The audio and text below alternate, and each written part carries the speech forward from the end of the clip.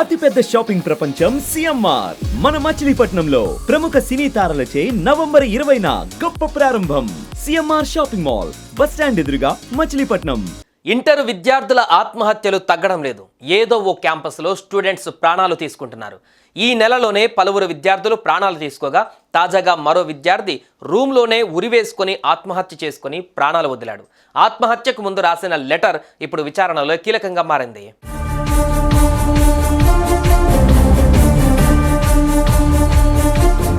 ఇటీవల కాలంలో inter college విద్యార్థులు ఆత్మహత్యలు కలకలం రేపుతున్నాయి. గ్రామాల్లో కష్టం చేస్తూ పిల్లలను సిటీలో పెద్ద కాలేజీలలో జాయిన్ చేస్తున్నారు తల్లిదండ్రులు. కానీ పిల్లలు ఏం ఆలోచిస్తున్నారో ఏంటో కానీ క్షణం ఆలోచించకుండా ప్రాణాలు తీసుకుంటున్నారు. వారి సమస్యలను కాలేజీ వాళ్లకు కానీ పేరెంట్స్కు కానీ కనీసం ఫ్రెండ్స్కి కానీ చెప్పడం లేదు. క్షణికావేశంలో ప్రాణాలు తీసుకుంటున్నారు.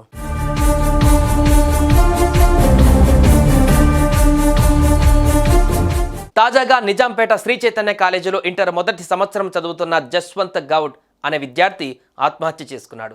గత రాత్రి తన గదిలో ఎవరూ లేరు. ఇదే అదనగా భావించిన జశ్వంత్ గదిలో ఫ్యాన్కు ఉరివేసుకుని తనువు చాలించాడు.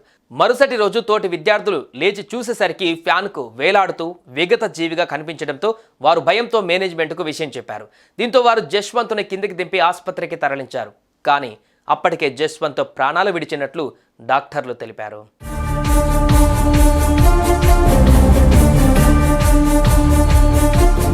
మృతి చెందిన విద్యార్థి జశ్వంత్ కామారెడ్డి వాసిగా పోలీసులు గుర్తించారు.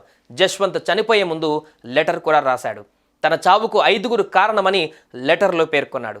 ఆ 5గురు కూడా అతని బంధువులే అని తెలుస్తోంది.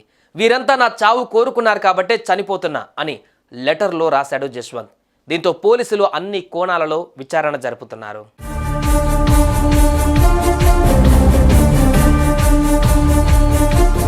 చిన్న వయసులోనే ప్రాణాలు తీసుకుంటున్నారు విద్యార్థులు.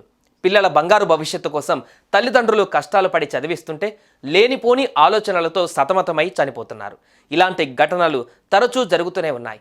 ముఖ్యంగా ఇంటర్ విద్యార్థులు ఎక్కువగా ఉన్నారు. వారి సమస్యలు ఎవరూ పట్టించుకోకపోవడం కారణమో ఎవరికి చెప్పుకోలేకపోతున్నారో తెలియదు. కానీ కన్నవారికి మాత్రం కడుపుకోతే మిగులుస్తున్నారు.